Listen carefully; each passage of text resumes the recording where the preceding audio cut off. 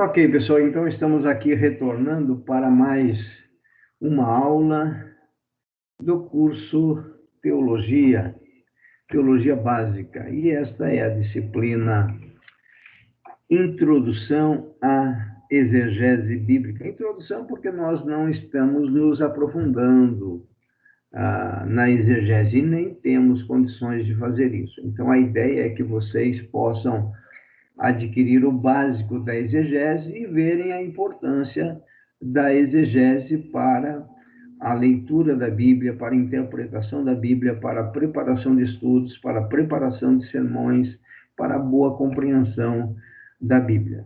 Então, esta é a terceira aula e vamos ver o passo a passo na exegese bíblica.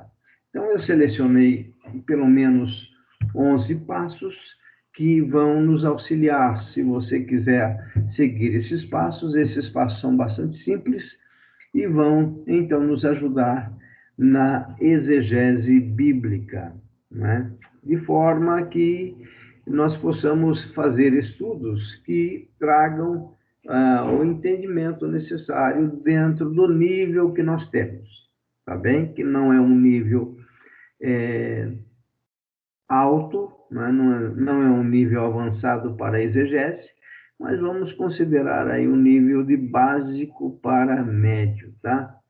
Então, é isso que nós queremos compartilhar. Então, no passo a passo da exegese bíblica ou na exegese bíblica, nós temos lá, primeiro, nós devemos escolher o texto. A escolha do texto é exatamente a perícope. Como vocês viram, em cada capítulo da Bíblia, nós podemos encontrar uma ou mais perícopes. Então, tem capítulos que tem 2, 3, 4, 5, 6 perícopes. Então, vai depender do capítulo. Então, a partir do momento que eu escolho um texto, né, como nós escolhemos, por exemplo, na semana passada, nós falamos sobre na segunda carta de Paulo aos Coríntios, no capítulo 12, nós escolhemos aquele texto lá que fala sobre o espinho na carne, que na verdade não é esse o tema, e nós pegamos aquela perícope para estudar. Então, essa é a ideia do passo a passo na exegese. O primeiro passo, o primeiro ponto, realmente é escolher o texto e encontrar ali no texto a perícope. Vimos também que as nossas Bíblias, apesar de não serem perfeitas, não a Bíblia, né? Não o texto bíblico, mas as edições, apesar das edições não serem perfeitas, elas nos auxiliam muito na escolha da perícope. Então, quando eu abro a minha Bíblia aqui, em qualquer passagem, por exemplo, abrir aleatoriamente aqui, em Lucas capítulo 23, por exemplo, eu vou verificar, então, pelas edições aqui, pelas marcas que os editores fazem, eu vou encontrar aqui várias perícopes. Então, se eu der uma olhadinha em Lucas 23, do versículo 1 ao versículo 7, eu tenho uma perícope. Por quê? Porque ela já está delimitada pelos editores. Então, os editores fizeram isso com base naquilo que os exegetas já desenvolveram. Se eu verificar aí do versículo 8 ao 12 do capítulo 23 de Lucas, na minha Bíblia também eu vou verificar que tenho uma perícope. Como que eu identifico a perícope mesmo usando as nossas Bíblias comuns? Sempre iniciando lá na primeira palavra, a primeira letra da primeira palavra vai aparecer em negrito. Então, se você não tem uma Bíblia assim, o ideal é que você adquira uma Bíblia. Então, por exemplo, se eu olhar em Lucas 23, no versículo 8, vai começar com a palavra Herodes. E eu vou ver que o H do Herodes está em negrito, o que está significando, então, que está iniciando uma perícope ali, né? Então, isso é uma marca externa.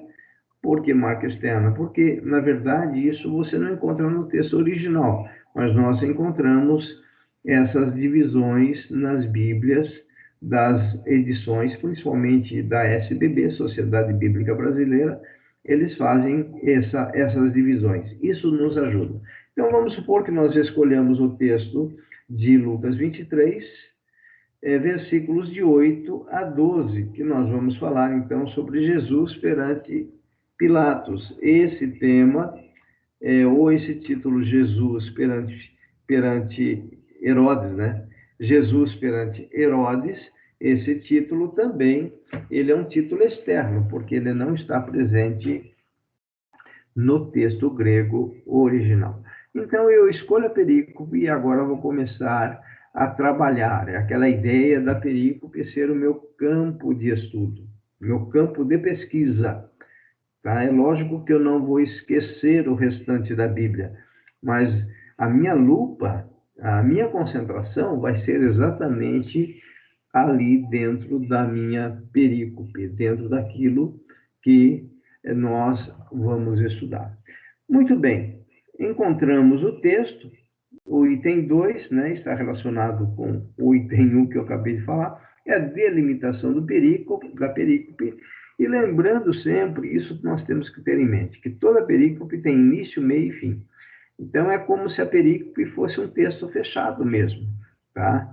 Então, a Bíblia tem essa característica de ter os textos, ter os capítulos divididos em parágrafos ou perícopes, e cada perícope ela tem um início, tem um meio e fim. E dentro da perícope, dentro dessa delimitação, porque a ideia de delimitação é exatamente aquela ideia de recortar o texto naquele campo de pesquisa que nós vamos desenvolver, tá? Então, o que eu tenho que encontrar ali no meu campo de pesquisa? Eu tenho que encontrar a ideia central do texto. Então, aí está a minha primeira tarefa. Eu preciso encontrar essa ideia central do texto. Se eu não encontrar, enquanto eu não encontrar essa ideia central, eu não posso continuar desenvolvendo. Eu preciso parar, feita a escolha do texto, feita a delimitação da perícope, eu preciso encontrar essa ideia central. E a ideia central a gente vai encontrar exatamente a partir do momento que a gente lê, relê, vai analisando, vai lendo comentários. O item 3, contexto. Então, agora nós já vamos começar a desenvolver um pouquinho mais. O contexto é o seu pano de fundo histórico, político, social e religioso. Então, vamos imaginar agora que eu selecionei uma perícope do capítulo 3 da carta de Paulo aos Colossenses. Vejam só. Tá? Eu vou escolher um texto ali no capítulo 3 da carta de Paulo aos Colossenses. Então, não é porque eu delimitei a perícope, que eu encontrei o texto, o meu campo de pesquisa, que eu vou esquecer o restante, como eu disse. Agora eu preciso ver o contexto geral. E no contexto geral, eu preciso, de preferência, fazer uma leitura de toda a carta de Paulo aos Colossenses. Então, vejam, quando nós falamos em exegese, nós falamos de trabalho pesado, vamos dizer assim. Por quê? Porque nós estamos com esse intuito de extrair do texto aquilo que realmente o autor bíblico escreveu, debaixo, então, do mover do Espírito Santo. O Espírito Santo o inspirou, né? Inspirou as Escrituras, ou melhor, o moveu para ele escrever. Agora, vejam, nós vamos fazer um trabalho de aprofundamento, retirar daquele texto o que realmente tem de melhor, aquilo que o Espírito Santo quis dizer, né? Então, o contexto é o seu pano de fundo histórico. Então, vamos pegar, então, agora como exemplo, a carta de Paulo aos Colossenses. Eu preciso estudar e entender o pano de fundo histórico da cidade de Colossos, né? Estamos falando de Colossenses, de Colossos, a política da época, tá? A questão social, a questão religiosa. Quando nós fazemos isso, nós já começamos a descobrir fatores importantíssimos. Então, por exemplo, eu acho que eu já falei para vocês em aulas anteriores, a carta de Paulo aos Colossenses, ela tem uma característica interessante, que é chamada a heresia de Colossos. Por quê? Somente nessa carta você encontra 3 heresias terríveis que Paulo vai combater. Então, como é que você descobre isso? Estudando, lendo, acompanhando através de bons comentários bíblicos, você vai descobrir essas informações.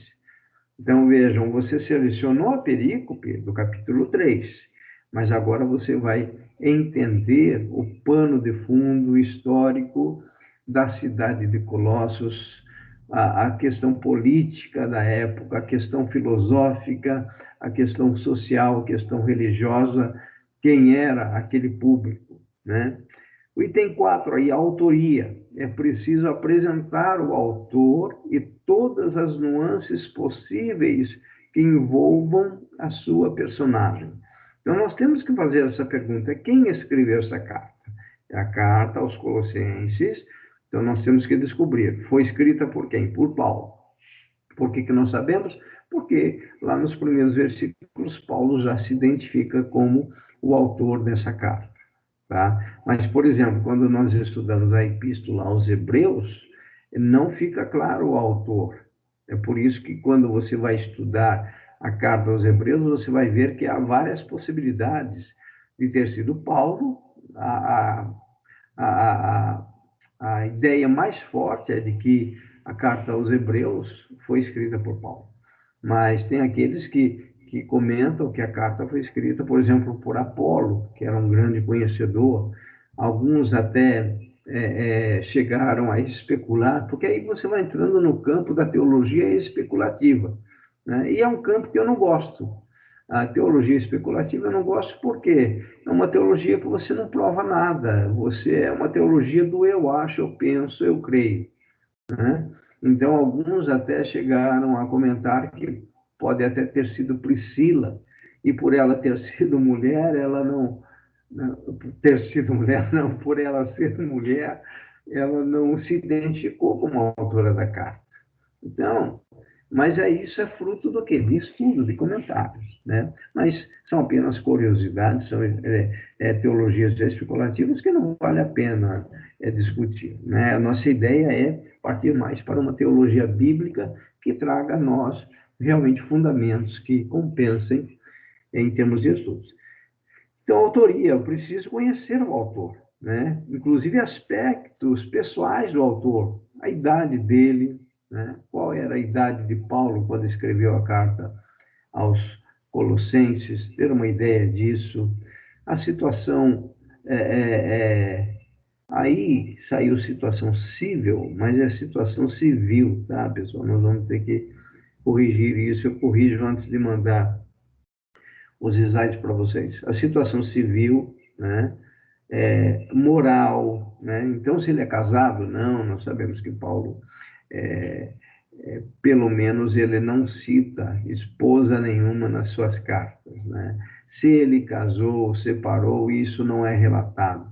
Mas Paulo fala, inclusive, a questão da... Quando ele escreve a sua carta aos Coríntios, no capítulo 7, ele vai falar que o ideal seria que todos fossem como ele, ou seja, ele, por não ter esposa e também por não ter filhos, ele se dedicava exclusivamente à obra do Senhor. Mas isso é um pensamento de Paulo, isso não é padrão para nós, né? Então, se era casado, a moral do autor, né? Por exemplo, quando nós lemos Salmos, saber tudo o que aconteceu com Davi é importante. Davi, por exemplo, foi um homem bastante mulherengo, como nós sabemos, né? Ele teve um relacionamento com Betseba, um relacionamento adúltero. Ele provocou a morte de Urias, né, marido de Betseba. Então, Davi era um homem com um coração corrompido. Depois, quando ele tem um encontro com Natã, o profeta, e ele arrepende-se dos seus atos, nós não vamos mais encontrar falhas na vida de Davi. Então, essas informações nos ajudam a entender os Salmos. Salmo 51, por exemplo, quando ele escreve, quando ele fala, cria em mim, em Deus, um coração puro e renova dentro de mim um espírito inabalável. Então, o que significa isso? É nós conhecermos exatamente o autor, né? É lógico que nós não vamos aqui nos aprofundar e conhecer a fundo o autor, mas ter uma ideia, essas informações são importantes. Idade, situação civil, moral, situação religiosa, formação cultural, etc. Então, nós tivemos autores da Bíblia que eram camponeses, né? Pedro, por exemplo, ele era pescador, como todos nós sabemos. Paulo já era o que? Uma pessoa muito letrada. Nós sabemos que Paulo foi criado aos pés de Gamaliel. Gamaliel era um rabã, era um doutor na lei, era além dos rabinos, para vocês terem uma ideia. Então, tudo que Paulo aprendeu aos pés de Gamaliel, ele utiliza para escrever as suas cartas, como fruto do conhecimento que ele recebeu como Gamaliel. Mas, na verdade, foi a revelação de Deus que trouxe todo o entendimento do Evangelho a ele. Por isso que aquela experiência lá de 2 Coríntios, capítulo 12, do arrebatamento de Paulo no terceiro céu ao paraíso, aquilo foi importantíssimo para ele. Então, quando ele pega tudo aquilo, mais o conhecimento da lei mosaica, ele traz uma revelação e uma doutrinação para a igreja que nenhum outro autor bíblico teve o privilégio de trazer. Enquanto que Pedro, por ser apenas um pescador, não tinha a mesma cultura de Paulo, mas Pedro esteve aos pés de Jesus durante 3 anos e meio, Paulo não, né? E durante esses 3 anos e meio de seminário intensivão com Jesus, Pedro aprendeu muito. Porém, aquelas pessoas que conhecem bem o grego e comparam o vocabulário de Pedro no grego e o vocabulário de Paulo no grego, percebe-se claramente, então, a cultura de Paulo e a cultura de Pedro. Então, tudo isso, a formação cultural, tudo isso vai nos ajudar em termos de exegese. Muito bem. A datação, né, do livro ou da carta, né, estamos aqui no passo a passo no caminho da exegese bíblica. Então, saber a data é importante. A data diz respeito à época. Não basta dizer o ano, mas todas as circunstâncias que envolviam o profeta no seu contexto. Vamos pegar novamente como exemplo agora a carta, a Epístola aos Romanos. A Epístola aos Romanos, quando a gente estuda essa epístola, primeiro, ela foi escrita por volta do ano 56 depois de Cristo. Deixa eu pegar a minha cola aqui, apenas para não estar errado, né? Mas por volta de 56, deixa eu confirmar aqui para vocês, pessoal, tá? Deixa eu ver aqui. Tá.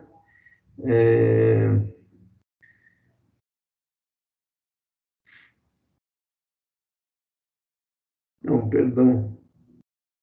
Cadê? Não, por volta, né? O autor foi o apóstolo Paulo, e a data cerca de 60 depois de Cristo. Tá? Então, não, perdão, estou vendo Filemão, eu preciso ver a carta aos Hebreus. A carta aos Hebreus, na verdade, não tem uma data específica aqui. Nessa minha Bíblia está dizendo que ela foi escrita por volta do ano 70 depois de Cristo. Tá. Então, vejam, por que provavelmente ela foi escrita por volta do ano 70? E isso é importante como informação para a nossa discussão aqui, a questão da data. Por que os autores colocam essa data antes do ano 70? Primeiro, porque eles não têm clareza nem do autor e nem da data. Mas eles afirmam que, com certeza, que foi antes do ano 70, porque no ano 70 houve um acontecimento histórico bem marcante em Jerusalém, que foi exatamente a invasão do Império Romano, né? O exército romano, comandado pelo general Tito, destruindo a cidade de Jerusalém, destruindo o templo. Vejam, o autor aos Hebreus, ele escreve exatamente mostrando a transição da antiga para a nova aliança. Ele fala do tabernáculo de Moisés. Então, se caso essa carta tivesse sido escrita depois do ano 70, certamente o autor citaria a destruição do templo no ano 70.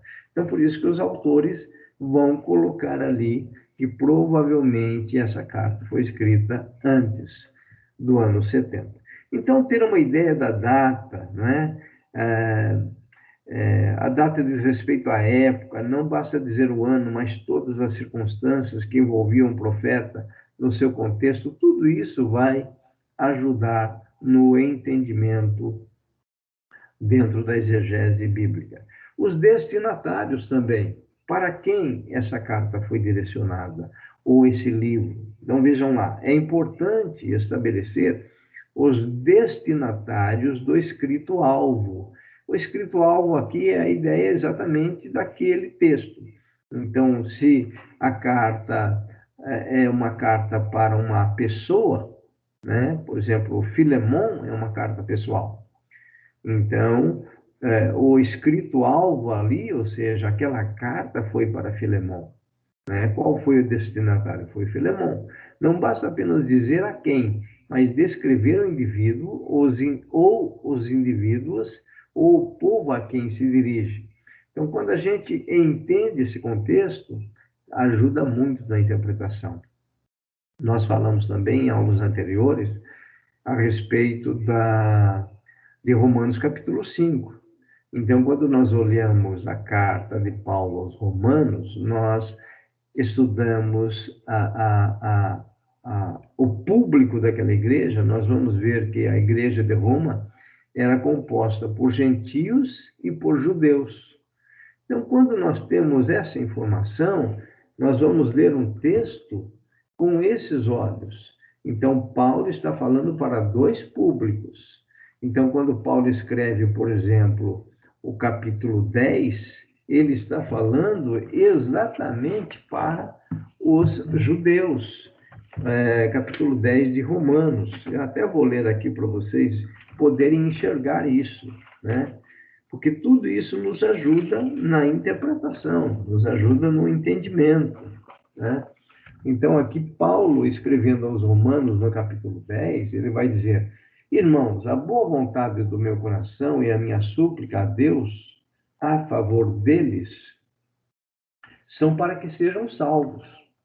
Então, Paulo está escrevendo a quem? Se você continuar lendo, dentro dessa perícope, o versículo 2, porque lhes dou testemunho de que eles têm zelo por Deus, porém não com entendimento, porquanto desconhecendo a justiça de Deus e procurando estabelecer a sua própria, não se sujeitaram à que vem de Deus, porque o fim da lei é Cristo para a justiça de todo aquele que crê. Então, se nós não entendermos que Paulo está escrevendo para judeus, nós não vamos entender essa perícope de forma alguma, porque ele vai trazer aqui características que mostram essa verdade. Olha, ele está dizendo: eu dou testemunho de que eles têm zelo por Deus. Por que Paulo pode dar testemunho de que os judeus têm zelo por Deus? Porque ele é um judeu, ele sabe da característica de um judeu. É um povo zeloso, nós também sabemos disso, né? Aí ele vai falar, porém, não com entendimento. Por que eles não têm entendimento? porque o judeu ortodoxo ainda está preso à lei mosaica. Então, ele vai dizer aqui, portanto, conhecendo a justiça de Deus, e procurando estabelecer a sua própria justiça. Qual é a própria justiça? É aquela que vem da lei mosaica. Tá? Então, eles não se sujeitaram à justiça que vem de Deus, que é Cristo. E ele completa, então, no versículo 4, porque o fim da lei é Cristo, para a justiça de todo aquele que crê. Então, ele está escrevendo aqui, mostrando aos judeus a importância do crer em Cristo. E ele está dizendo que o desejo do coração é para que o povo judeu seja salvo. Então, quando nós sabemos o público, fica mais fácil o entendimento do texto, né? Então, os destinatários, os indivíduos ou o povo. Muito bem, vamos ver a razão e aí nós terminamos aqui a primeira parte e vamos para a segunda parte depois. Então, a razão ou o motivo também. É preciso levantar o motivo ou os motivos que levaram o autor a escrever a escrever, tá? Então, motivo, o que levou então o autor, o que motivou o autor a escrever aquela carta.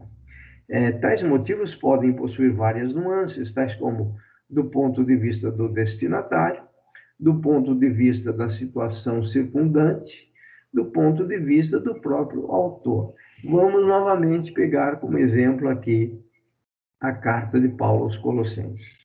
O que estava acontecendo ali? A igreja de Colossos, ela foi infiltrada ali por vários tipos de pessoas, gentios, judeus, e dentro desses gentios, muitos filósofos com as ideias da filosofia greco-romana. Então, a igreja de Colossos tinha um público bastante diferenciado em relação às demais igrejas. Então, o que acontece? O pastor ali era Epáfras. Epáfras, quando ele foi questionado, por exemplo, ele foi questionado com relação à divindade de Cristo, e ele, como pastor, ele não tinha resposta às perguntas dos seus membros. E aqui fica uma grande lição para nós, ou para aqueles pastores que têm um trabalho de ministração na sua igreja. A partir do momento que nós não temos resposta, é melhor procurar alguém que possa nos ajudar. Porque foi exatamente isso que Epáfra fez. Ele foi e procurou Paulo. Paulo, eu estou com essas dificuldades. Eles não estão crendo na divindade de Cristo. Eles estão entrando com algumas filosofias estranhas. Eles estão dizendo a respeito do gnosticismo, ou seja, algumas filosofias greco-romanas entrando na igreja. E isso, então, motivou Paulo, então esse foi o motivo pelo qual Paulo escreve a sua carta aos Colossenses. Então, quando você estuda Colossenses, você vai ver Paulo combatendo essas heresias, características ali, então, da cidade de Colossos. Então, saber o motivo. Por exemplo, quando Paulo escreve a primeira carta e a segunda carta aos Tessalonicenses, qual era a preocupação dos Tessalonicenses? Alguns começaram a infiltrar na igreja dizendo que Jesus já tinha voltado, que a segunda vinda de Jesus já tinha acontecido, e agora veja a situação, tá? Como que Jesus veio e eles não foram arrebatados? E aí Paulo, então, vai escrever, por causa disso, isso motivou Paulo a escrever a sua primeira e a segunda carta aos Tessalonicenses, para que eles pudessem, então, entender a respeito da segunda vinda de Jesus. E, inclusive, ali, Paulo dá umas características muito interessantes para mostrar que, e ele deixa claro, olha, a segunda vinda do Senhor, ela não se dará até que se manifeste o homem do pecado, o iníquo. Então, ele dá características ali ao ponto dos tessalonicenses ficarem tranquilos. E também para nós ficarmos tranquilos, ok? Para que a gente não fique a todo vento de doutrina, achando, então, que está acontecendo isso, aquilo. Nós temos que olhar para a Bíblia e ver o que a Bíblia fala a respeito da segunda vinda de Jesus, e não o que os homens estão achando, ok? Então, esse foi o grande problema dos tessalonicenses. Então, a razão, o motivo também é importante. Então, esses são os pontos, são os primeiros 7 pontos que eu queria compartilhar com vocês nessa primeira parte. Vamos dar um intervalo e retornamos, então, para finalizar esta aula com esses pontos finais aí.